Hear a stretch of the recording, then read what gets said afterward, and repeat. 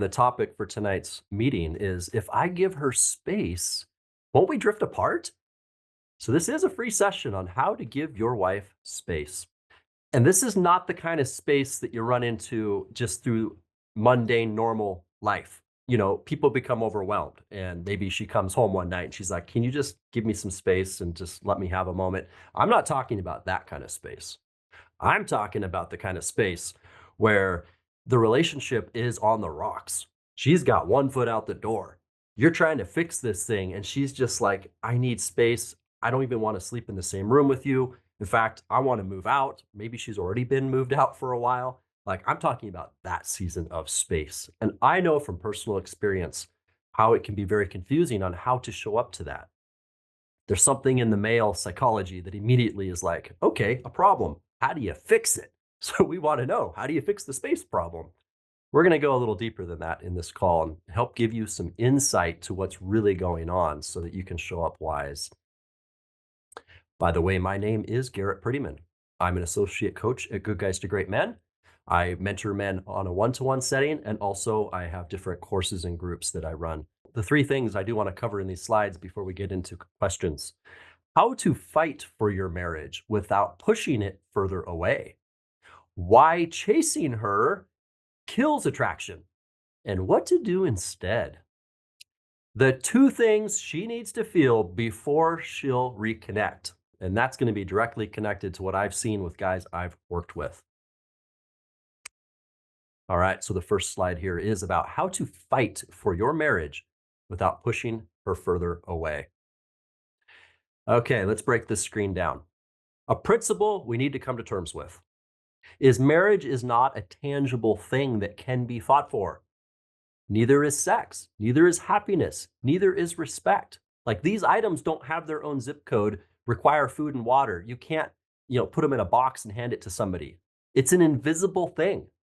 So these experiences are natural results of two secure people with their own identity doing life together. So see the drawing I have here. There's the two circles. She is a complete circle. You, a complete circle. You don't have parts of you that are missing that you need the other person to fill. And when your lives overlap, whatever happens in that space between is the relationship.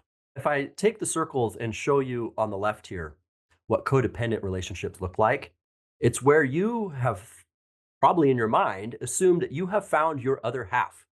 You have found what completes you. You rely on her for certain needs to be met, or you're not okay. And maybe she has too. This form of relationship is pretty popular in fairy tales. It's very popular in romance movies. And so a lot of us did believe the fairy tale. Back to what a real relationship looks like. It's the overlap of not having a big chunk missing out of your heart that she fills up. To be in a healthy relationship, notice that the overlap isn't even very much, maybe 10%. Because honestly, in a healthy relationship, 90% of your life does not involve her, is not orbiting around her. That 10% where it does overlap, you're present, you're connected, you're on an emotional, deep layered, really close to her. You're bringing her coffee in bed, you're giving her foot rubs. Like, it's a very intimate, connected time, but it's not all the time. I'm pointing this out because one of the fears of, well, if you give her space, won't you drift apart? Won't you lose her? Is that most of us have overlapped so much, we need to back it off a bit, right? If these circles completely eclipse each other, you're an extreme version of that left picture there of where you're both trying to fill the other up. Doesn't work, not sustainable. The real battle, so we want to talk about what you should be fighting for. The real battle is working on yourself to be whole, complete, secure. A lot of us didn't even know where we lacked in these areas until she backed out, until she wanted space. And then it becomes very crystal clear on where we've been needing her to be a certain way or a certain level of commitment or, capable of something for us to be okay. The things we need to detach from are things like needing her to change. We need to detach from her moods affecting our moods. We need to detach from orbiting around her for a sense of purpose. And so this is what we need to be fighting about, not fighting with her about, what we need to be fighting for ourselves to gain. We need to work on going from you as a half person, going around with this appendage that you're desperate to stick back on or you're not going to be okay, that appendage being her, to you as a whole person. Here's the kind of questions to ask when we're putting ourselves back together to be a whole person so that a functional, healthy marriage can even happen. And notice that this is 100% in your control. You can't make her be a whole circle. You can't try to help her be more self reliant. All you can do is keep your focus on yourself in times like this. And you're going to focus on things like, who are you without the marriage? What would you become if she wasn't even in your life? What would you create? This is something that would be exciting or adventurous or meaningful for you. And how will you start being this man starting today?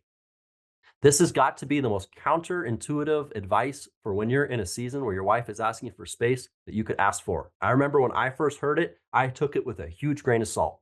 I was like, yeah, I don't know. I can kind of see what you're saying, but something in me didn't want to believe it. I was like, no, no, we've been ghosting passing for ages. We need to reconnect. We need to get closer. We need to get the intimacy back. That's what we need to do. But I'm telling you right now, I've been working with a lot of men over the years. And the old sages were not wrong. The guy that tries to bring in closeness at this time of when she needs space does not create what he thinks it will. Now, women are drawn to men who are not passive. She wants someone who can take a stand and fight for her heart. And this is what we didn't realize was happening when we kept trying to pursue that depth and passion and intimacy when she's wanting space. If you fight for your marriage when her heart is no longer in it, you are opposing her heart, not fighting for it. You have to get yourself in her shoes and realize what this would be like now actually on the next slide, I'm going to show you exactly why she's at this state. But she will see your efforts as validation for why the marriage can't work if you try to fight for the marriage. And I know what it's like to be the man that's like, I won't let this go. This is meaningful. This is important. This is something I would take a bullet for. Divorce is a non-option. We're going to make this work, baby, one way or another. And you fight for that thing and you won't let it go. All she's hearing when you're doing that is, I don't connect with you on where you are right now. I don't understand your unique suffering. I'm not able to let you have what's best for you if it costs me something. Like, that's all you're communicating, even though it feels like fidelity, it feels like self-respect, it feels like being a man of honor. We have to realize what it's really communicating, which is probably not our intention. Honestly, we want her to feel like we do support her, we do want what's best for her. So I'm going to break down for you now how a woman even gets to this point of where she wants space. She wants to sleep in the other room. Maybe she kicked you in the other room. Because by the time a woman has asked for space, here's what's already happened. Typically, it's a 24-month period. I have definitely worked with men where it was much longer and maybe even shorter. But this is a pretty good average on how much time has elapsed. 2 years has elapsed before she got to this point. And most of the time, we were clueless. The first start of this season of where she's going to want space starts with an emotional detachment from the relationship. And it's because her emotional needs have not been getting met, and for a long period of time. This wasn't just a weekend argument. Now she's emotionally detached. There has been an ongoing, repeated scenario with the two of you where she was like, I am not being connected to on an emotional level, and I don't know if he's capable. And she doesn't want to keep putting herself out there and experiencing the pain. So she withdraws that part of herself from the relationship. The second thing she ends up doing is a spiritual detachment. So spiritual detachment insinuates, the long range trust of that we're going to be okay going forward. She sees you didn't even notice her emotional detachment once she did it. And that reinforces something for her. It reinforces that you're not maybe even a man capable of it. And she gives up on the future together in her mind. She's starting to imagine what life would be like without you. While you're sitting there eating your dinner, grumbling about how she's not been very nice to you that week, she's literally in her mind right then going, I don't have to be married to this. I could see a future where I don't have to put up with this anymore. And she's just standing there quietly, letting you do whatever you're doing. And you're oblivious that she's even on this path. And this is like a year and a half before you even get to the space season. Trust me, once you've experienced this and you see it, You are so aware now of when this is happening in a woman, you will never be blindsided by it again. I am keenly aware of these different things now when they come up in a lady in my relationship with her, where we can address it at the time that it happens and not have to have it get this far. Because here's the hard truth to reckon with, guys. The further down this line you get, the less probability you will be able to turn your relationship around. I wish I could tell you that in the years of doing men's work, we've found the holy grail, the magic pill, the perfect thing that always swings it around. But what I can tell you is the numbers do not lie. I for sure have clients that have turned their marriage around even after the I need space season, but not near as many as the guys that got to this stuff sooner before that stage happened. So when she's withdrawn herself emotionally and spiritually, see in the middle there where I put there's a physical detachment, her body closes off to us. It's even subconscious for her. She's not intentionally doing these things. Her body is just having a reaction to the situation. By continuing to try to have sex with her, even though she's mentally and emotionally detached, it reinforces her belief that you don't see her for who she is. Again, you're clueless. I guarantee your intentions were probably very honorable. You wanted to have a romantic, sweet, great sexual, intimate time with your wife because you love her and you want her to know that. And little did you know that these other things were so far removed off the table that by pursuing her on that physical level, you were just reinforcing that clearly in her mind that she's thinking, wow, this guy really doesn't get it. He really doesn't see where I'm at. He really is clueless. And she'll go along with it. There'll be some obligation sex. She kind of feels guilty that she doesn't feel turned on for you anymore and is kind of confused on why. Because again, it was subconscious that this detachment happened. She didn't do it on purpose. But when she asks for space, it's because in her heart, she doesn't feel connected to you as a partner. Yet you keep trying to get your needs met from her emotionally, mentally, and physically. This pressure makes her ask for space. See how the things that you thought were important and should be fought for and should be, you know, uh, driven home in the relationship at this stage, they are not welcome. You might as well go out to a complete stranger on the street and try to get her to have sex with you or try to have a spiritual passion together on the street as a total stranger and see how that goes. She's going to call the cops on you. She's going to be like, this weird pervert's coming at me. It's weird. I don't like it. I don't like, who is this guy? It's literally like that for the lady. Because when she doesn't feel that emotional and spiritual connection with you, her body refuses to be attracted to you. It feels wrong to kiss you. It feels wrong to be intimate with you. It feels like a pressure that's bad that needs to be removed. And the more at this stage, when she's asking for space, it's not long after typically that if that space isn't provided, she will ask for divorce because she feels exhausted from the pressure and only sees one option for relief, and that's to get out. It becomes a survival move, honestly. It was never to do you wrong or break the family up. She's in so much struggle. It's like if you corner a wild animal and it starts to panic, it just loses its mind and bolts. And she's trying to just get away from this pressure. So we'll talk some more about that because that's really key to be a man who is taking pressure away from the relationship once she's entered this I need space season. Now, I know what you're thinking. Before you say, well, why didn't she communicate this sooner so we could fix it? Understand she thinks she did communicate it by complaining, criticizing, withdrawing, and just being cranky. In a woman's mind, these are obvious cries for help. Sadly, and I'm preaching to the choir, most men take these behaviors personally and get defensive, angry, or try to fix her instead of understanding her unique struggle. Once she's asked for space, the only way to fight for the marriage without pushing her away is to fight whatever is preventing you from letting go. You need to become a new version of yourself she has to meet for the first time, and it needs to happen in her absence. I always tell guys the level of happiness, fulfillment, self reliance, the amazingness that you can live on your own without a woman in your life is the bar that any relationship you get into will eventually settle down to. It's just the way it works. The magic of the honeymoon season always runs out, and that is the level that it will reach. You can't forge it in feminine presence. It's back to that rite of passage that they would do in tribal days where the boys had to go out into the woods and they weren't allowed to come home till they figured out how to make life work and be good at it. And then they could bring that skill back and have a wife. The biggest thing working against you is that you still look and smell like the guy she wants space from. And only one thing can erase that odor: time.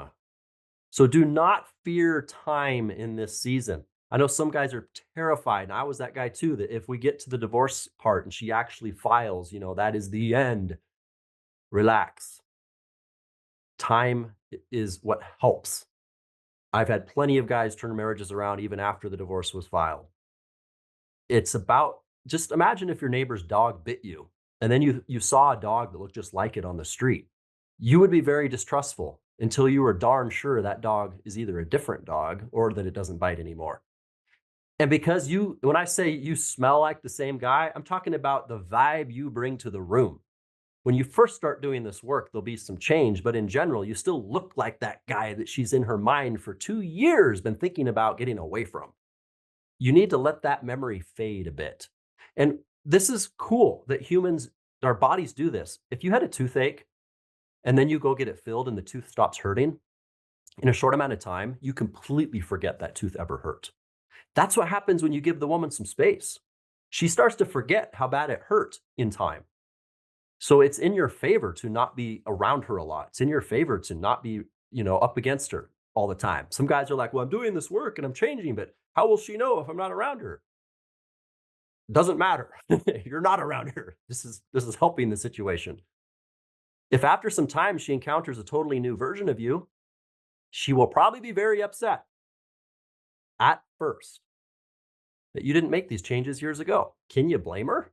She's like, I went through all this suffering, had to do all these hard things. I had to file for divorce. Trust me, no girl was born hoping that someday she would end up a divorced wife.